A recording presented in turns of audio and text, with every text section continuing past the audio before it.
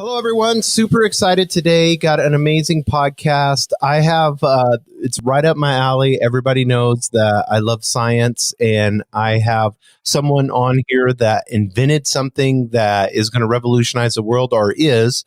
It's with Aqua Research LLC, and they're here in New Mexico, which is exciting. And their mission, I love their mission, is to offer affordable and sustainable life-saving water technology to developing nations where the median income is less than $2 a day, to support disaster relief and humanitarian aid, and offer the same technology to the outdoor community. Well, I have the founder, the inventor, and also the chief executive officer, Rodney Herrington. He was the founder and former chief technical officer at MIOX Corporation, as well as the inventor of the MSR MIOX purifier, a first-generation water purifier. And this is kind of cool, and we'll talk about this, Rodney, here in a second. You're the Grand Award winner for Popular Science Best of What's New Award. And then you invented the H2O Go purifier, and in the process have saved thousands of lives to date in both developing and developed countries. So, Rodney, thanks for being on the podcast today. I really appreciate it. And kind of, if you don't mind, kind of what caused you to decide to go into this direction on the humanitarian side in saving people's lives through water? Okay. Well, thank you, Jason. Glad to be talking to you today. You can hear me okay? Yes, sir. Okay. So I was one of the founders. When you say MIOX, it's mixed. It's MIOX, MIOX. And that was about 25 years ago. And we developed that out of a grad student's research work on electrolytics, which is nothing more than stripping electrons off of chloride and salt and making chlorine, which is the way chlorine's been made for 150 years. Right. But we made it more portable and safer for municipalities to use at MIOX. But while we were at MIOX, DARPA, Defense Advanced Research Projects Agency, heard about us and wanted to know if we could develop a system that could treat any water anywhere to EPA drinking water. So it was nice. We had a nice contract with DARPA over 5 years. And out of that came the original handheld little purifier that just used salt, but at the time it used lithium camera batteries, which were rather expensive. But it sold well in the outdoor market and to the military. And in 2010, I decided to leave MIOX Corporation and start my own company. Aqua Research is one of them. I actually have two companies. The other is Aqua Membranes. But Aqua Research was the idea there was to develop and enhance the original MSR MIOX purifier to make a device that people in developing countries could use effectively. And the technology had evolved with cell phones and everything, and solar panels got cheap, rechargeable cell phone batteries got cheap. And I realized that we could use those technologies in this original device and enhance it dramatically so that somebody in a developing country, all they need is salt to make their water safe. So it does nothing more than use common salt to make a disinfectant that you then put into water you collected from a lake, river, stream, something like that. So it's got a solar panel on it. It's for charging up the rechargeable battery. It's got a cell phone battery in it. And it'll treat about 75 gallons on one charge. And you can recharge it 500 times. So ideally, as an example, a family in a developing country can make 10 gallons of water safe by adding this disinfectant to the water they found, and then recharge it once a week. That's 75 gallons, 10 gallons a day. And then 50 weeks a year, you recharge it 500 times. They have 10 years of safe water. And the price of salt to do 10 gallons a day of safe water is 50 cents a year. So it's a Morton's container of salt to run that thing for a year. And that's all they need. They can use solar power to charge it, or they can use a USB charger if they've got a cell phone. But in any event, so when all those concepts came together, it was pretty clear that we had something that people in developing countries needed. It was sustainable in the sense that they didn't have to keep buying something. They didn't have to keep buying filters. They didn't have to keep going to the store and buying bleach.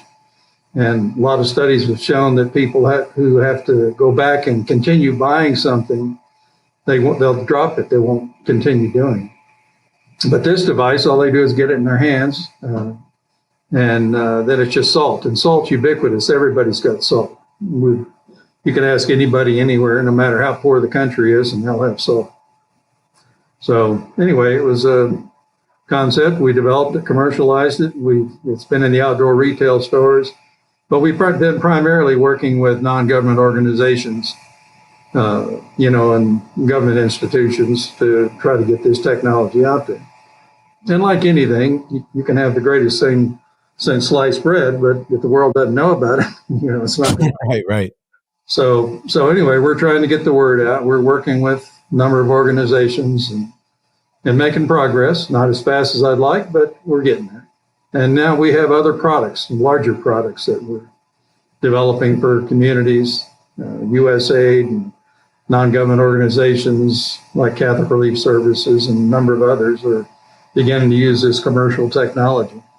The larger scale stuff you could take to a site in a briefcase and run on solar panels or out, in regular power. So anyway, that's what we do. We make these devices that make water safe.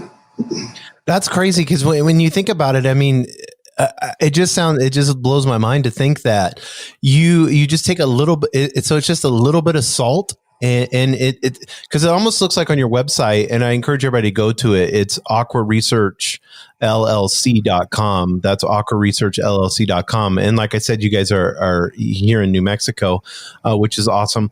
But it looks like just a small little handheld device. Like it's almost looks smaller than what you would think. It would be bigger than, like it would be a bit, but this thing looks like it could fit in the palm of your hand. Oh yeah. It's 4 ounces, smaller than a cell phone. Excuse me. And we've driven cars over it, done all the military tests on it because we originally designed it for the military.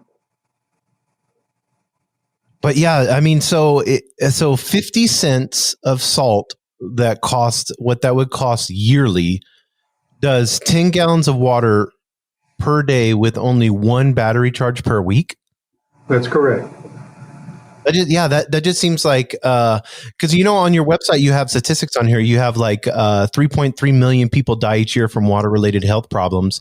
And you think about that, and it's like we're all freaking out with all the deaths from COVID and everything that's going on. But every year, 3.3 million people are dying. What are some of the waterborne disease? Excuse me, waterborne disease is far bigger problem than COVID. I mean, COVID is containable in the sense that people can sequester themselves, wear a mask, and do those things, which are smart to do. But in a developing country where there's just people are scrounging for the water, trying to find any source of water, they're drinking it. They don't have the technology to make it safe. And this technology can do that very cheaply. And one of the things that you have on the website, and I thought this was really interesting, is because we're all learning this, with COVID, I think everybody's learning all this. You said half the hospital beds in the poorest countries are filled with patients with water-related diseases. That's correct. Yeah, it's half in developing countries, half the people in hospitals are with waterborne disease. I mean, they're being treated for diarrheal problems, things like that. Haiti, for instance, in 2010 had the big earthquake. After the earthquake, 10,000 Haitians died from cholera in the drinking water. And so it's a huge problem, and it's so cheap to solve, Right. Now, people say, okay, your device costs money. Yes, it does. We retail it for $99 on our website. But we sell direct to NGOs because we don't have the distribution markup. So we sell it to NGOs for about half, non-government organizations. And the government. It's anybody that buys them in bulk like that. So anyway, and then we have other techniques. We're trying to get it out there. We have NGOs that work with us to buy the devices, raise money to buy the devices, and we'll ship them to wherever they want. So we're setting up distributors in lots of different countries, from Haiti to Africa, to you name it, and trying to come up with, microfinance schemes, getting the, entrepreneurs in those countries excited about making money with it, and helping their. Oh, right. So there's a lot of techniques, but it takes time to get it all set up and work with those organizations, and, so it's a pretty big challenge on the marketing side. There is truth to the fact that building the technology is only half the battle. The other half is selling it and getting it out there. Yeah, and you would think with something this revolutionary that doesn't cost that much and is this like perfect size and everything, that you would have all these not-for-profit organizations come in and say, we know that this is causing so many issues. Let's get this into the hands of people. What are you seeing being the biggest hurdle?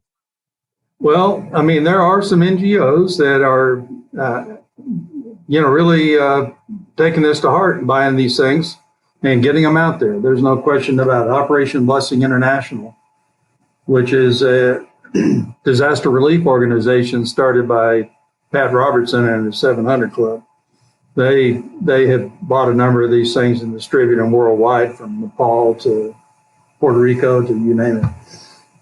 But I'd say the biggest problem in working with NGOs, most of them are out there raising money to keep their operations going, to keep people going into developing countries, to pay for all the travel and expenses and so forth.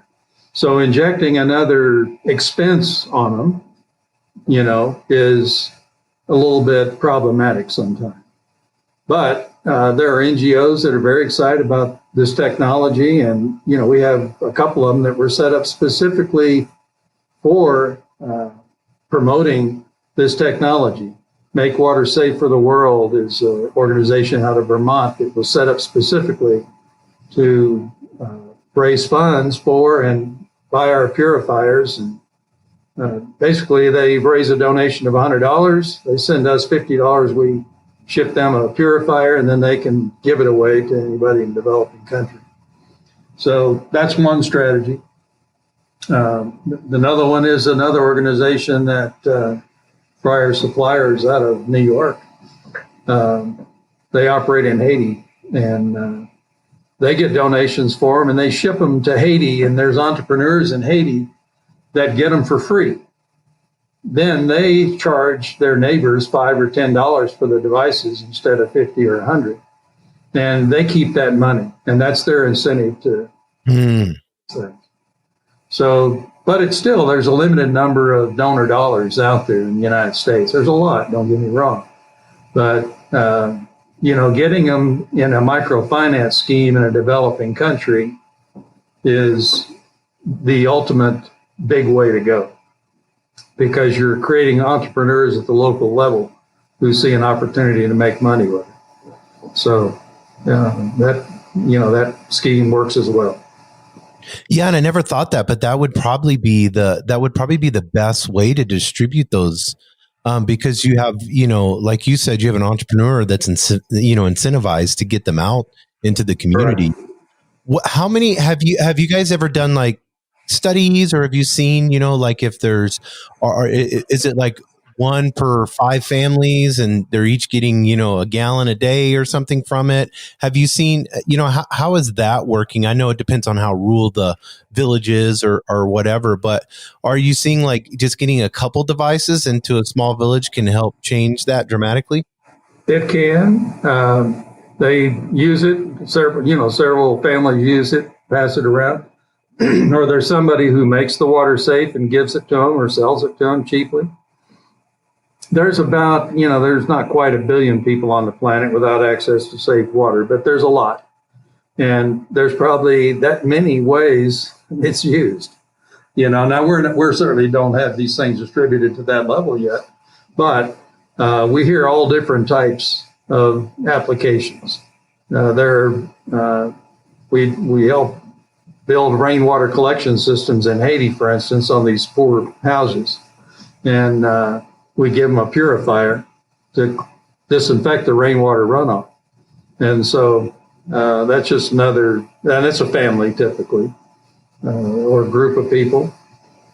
So yeah, a lot of different ways of doing it. And typically the mothers in the family who understand the health effects for their children are the ones that are really interested in the technology. You give them one or demonstrate it, to them, they won't give it back. No, you're not taking this, Right, of course. Right.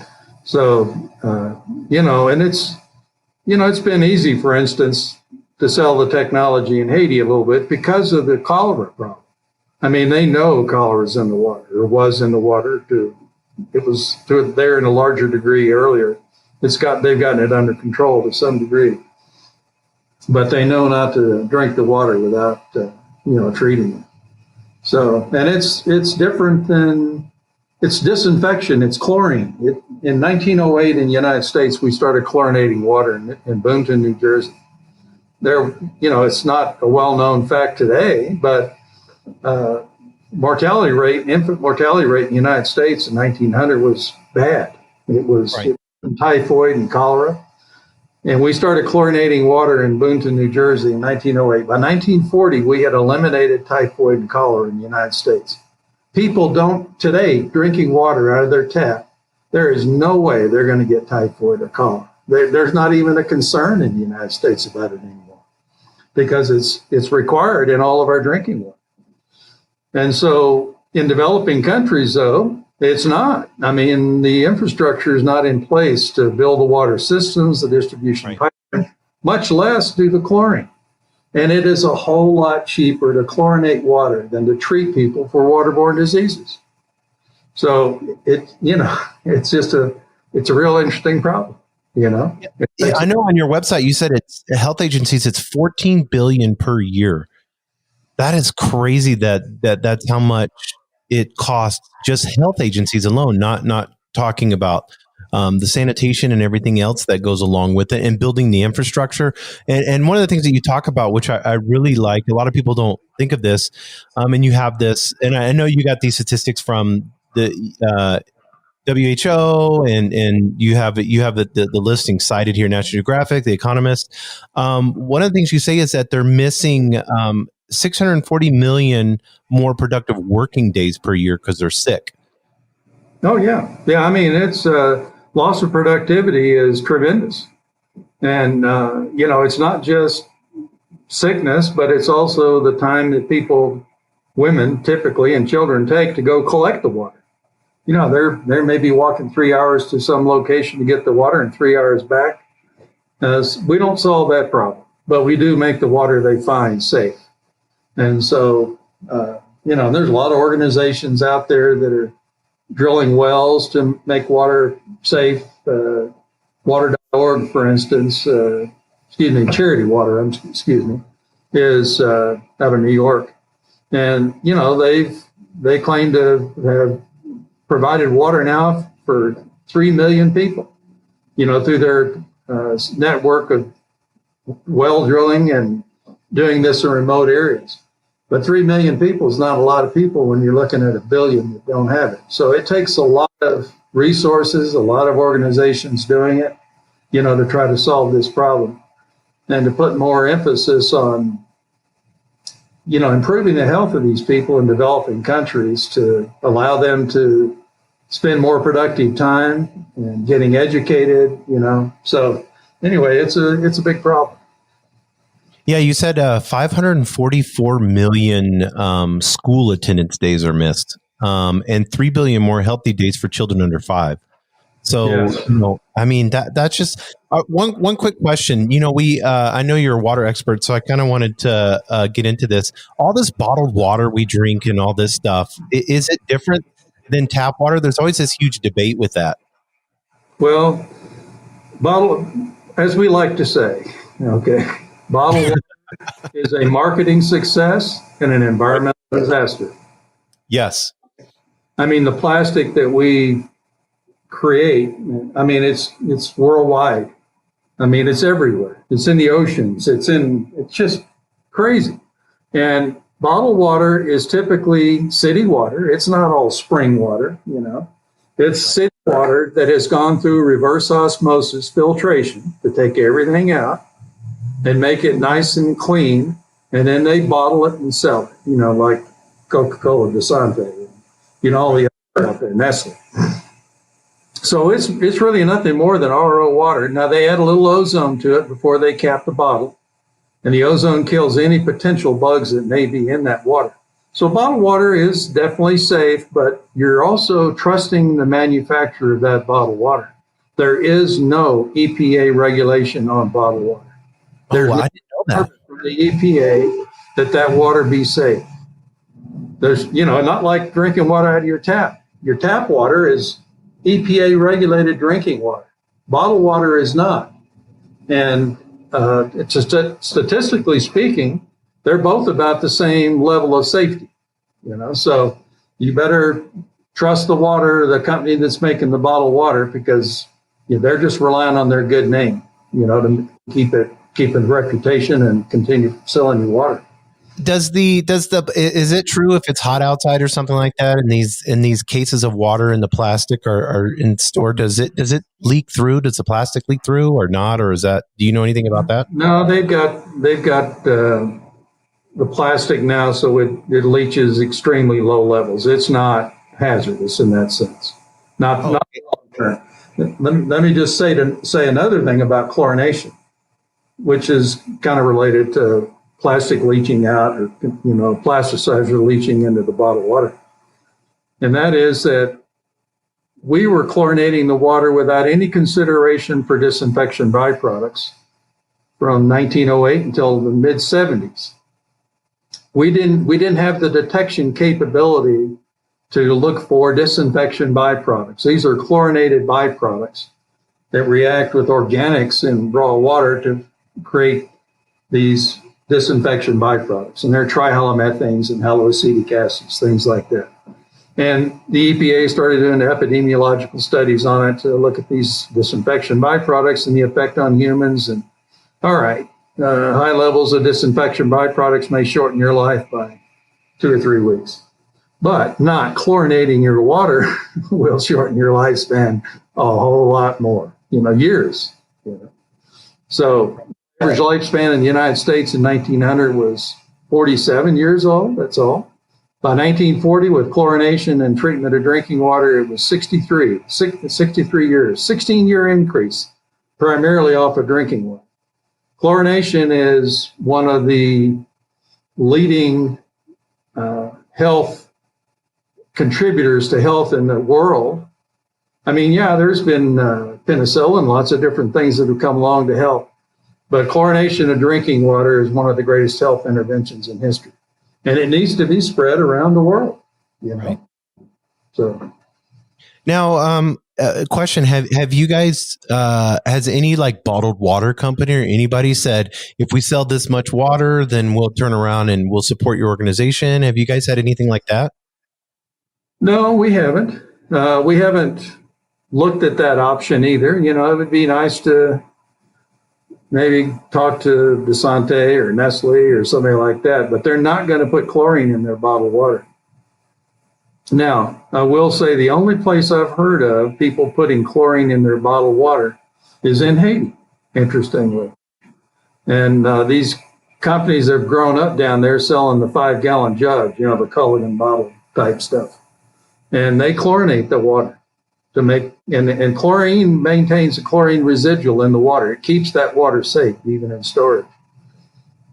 So, and it kills everything. It kills virus, bacteria, it kills protozoa like Giardia, where filters don't always take out the virus. Most of the filters out there don't take out virus. So hepatitis and things like that, you know, continue to propagate even with, quote, filtered water.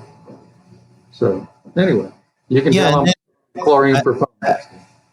Yeah, and I've seen all these machines that they have where they're taking salt from the ocean and salt water and all this stuff. This is to me, I mean, obviously, I mean, you saying 50 cents per year plus the cost of the device. to do this many gallons. This seems to be the cheapest and the best way to make clean water. It is from the standpoint of surface water. We're talking about raw water sources that don't have salt in it. Now, from a scarcity standpoint, desalination, reverse osmosis membrane technology, is a good way to make fresh water from seawater.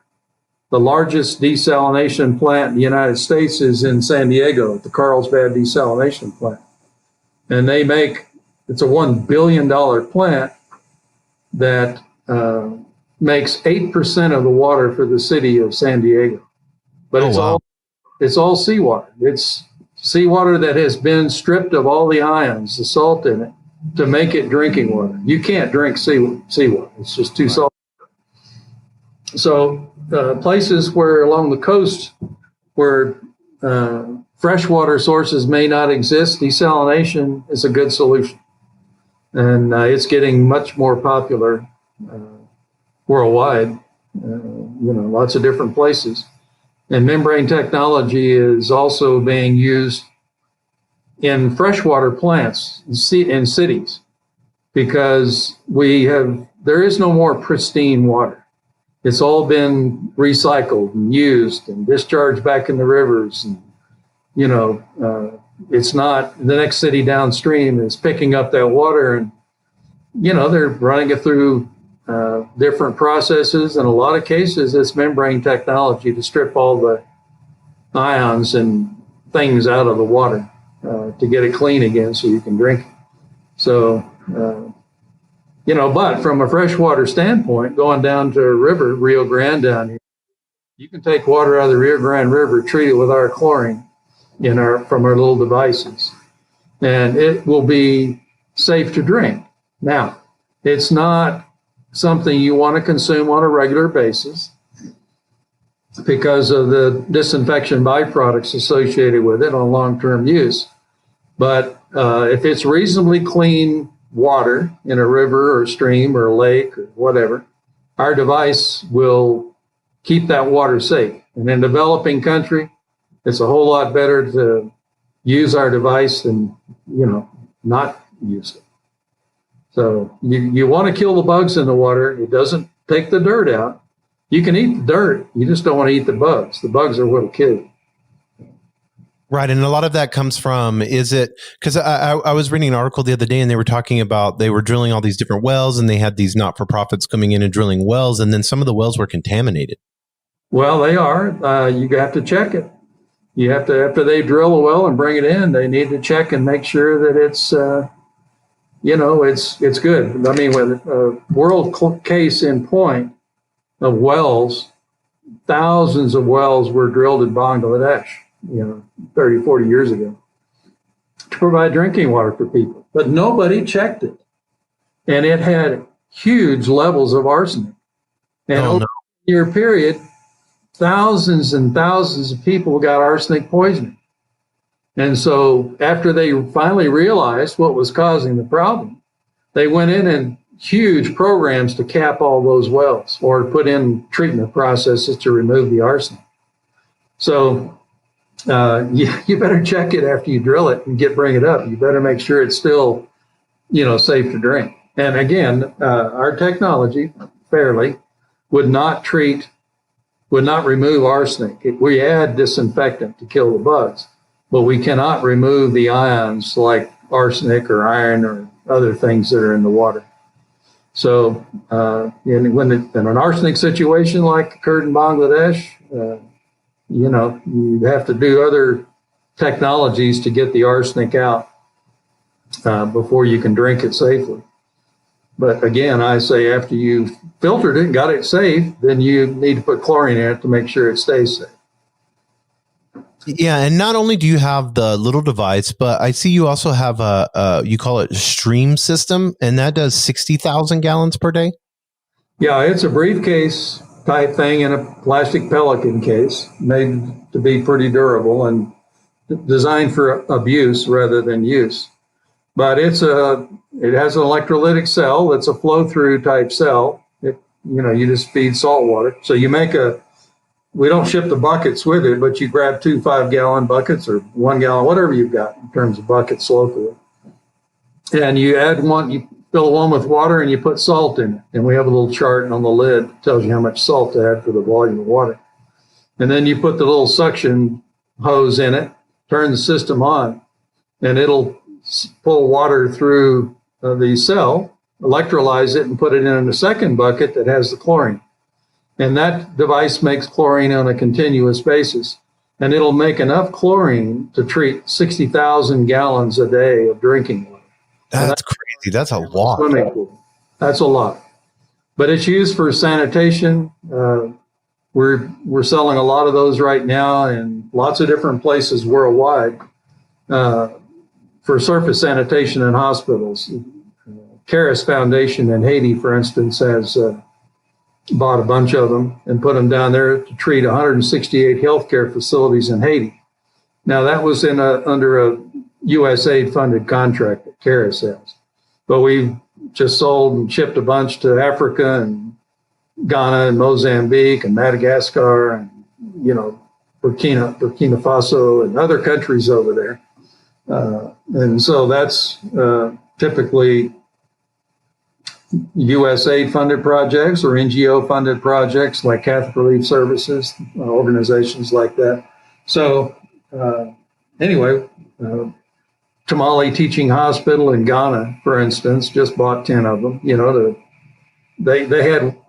Our distributor there had a stream, and he took it over to the hospital and showed it to them. They said, "Oh, this is neat. Can we use it for a little while?" So he said, "Yeah, okay." So they kept it a month, and we're running it 22 to 23 hours a day, continuous, making chlorine.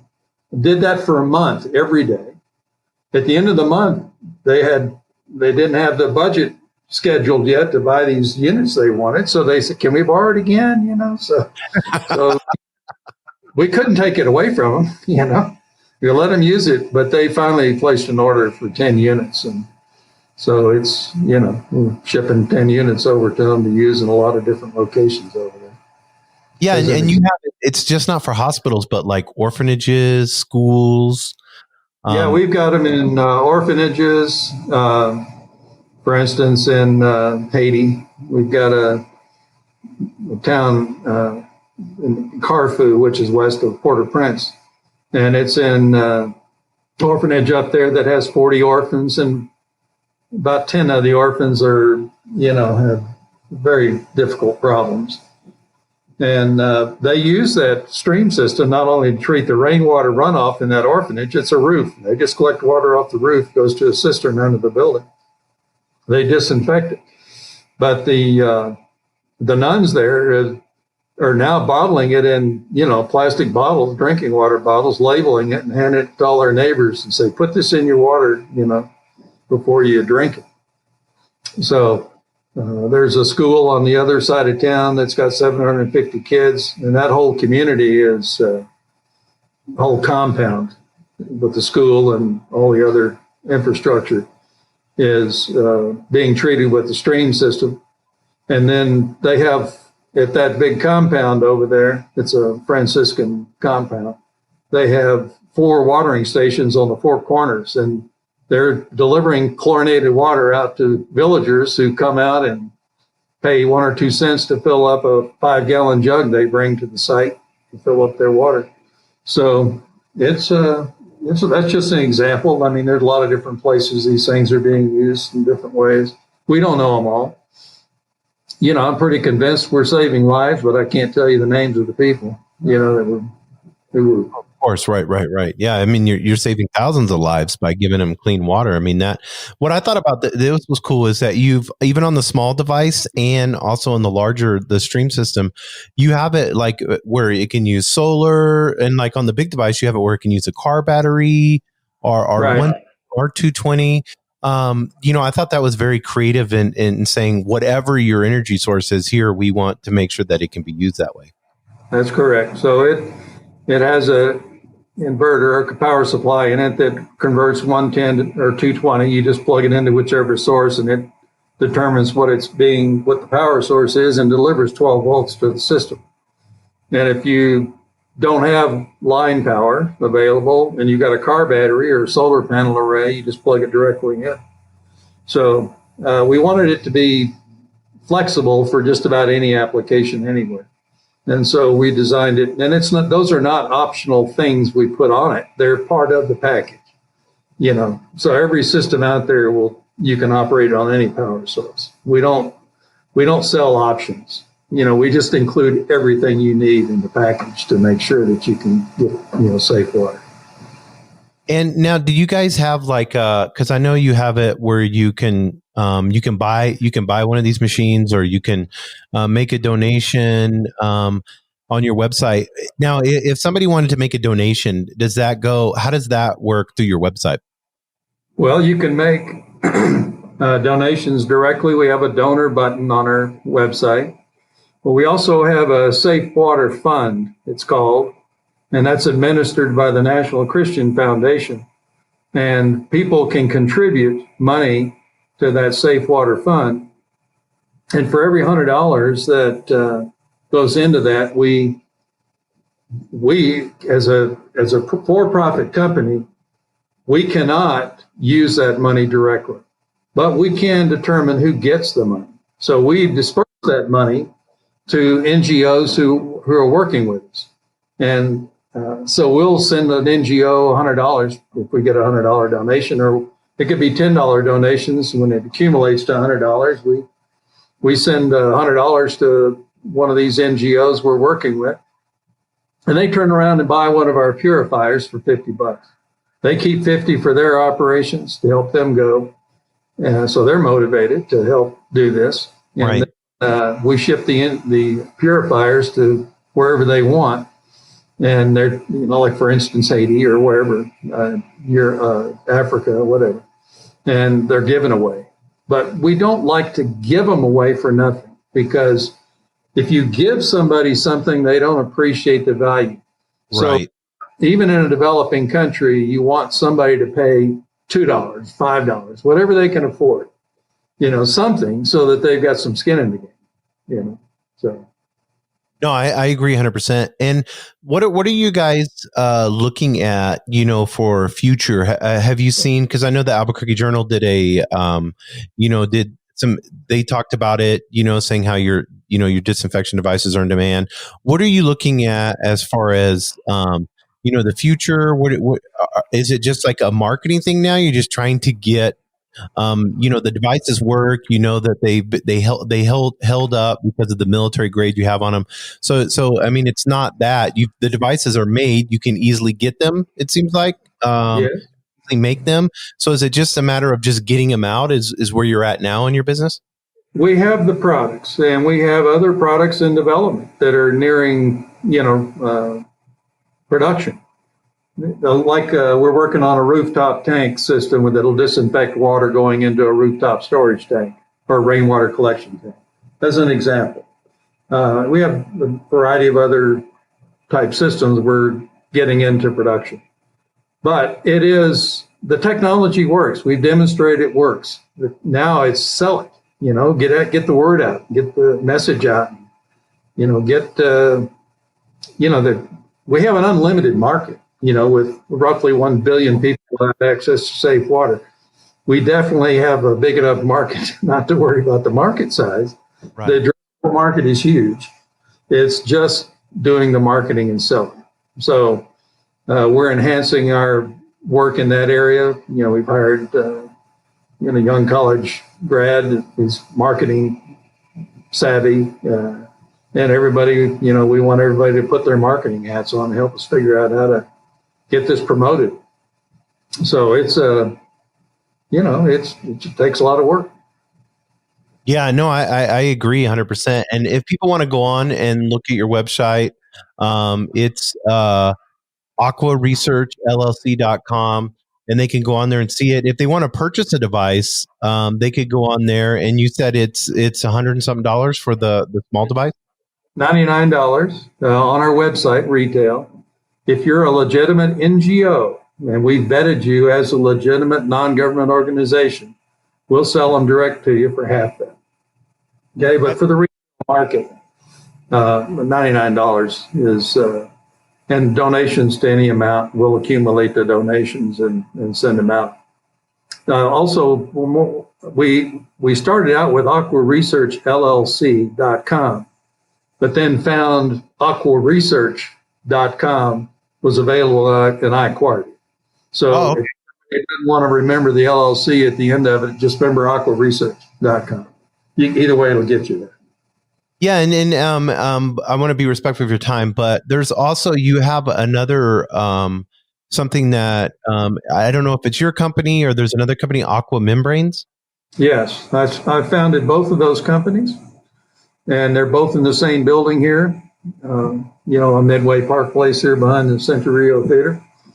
And Aqua Membranes is a new way to make spiral wound membrane technology, and I'll be brief about it. But we have a CEO, hired him 3 years ago to help get that launched, and that's doing very well. But it's not an incremental change in membrane technology. We're talking desalination, household under-counter RO membrane. It is disruptive to the industry because of the way we make these elements. And so we're pretty excited about that. We're working with some multinational companies, a lot of big companies on DuPont and Dow Filmtech and Hydronautics and Toray and lots of different big companies worldwide. Hinkle out of Germany.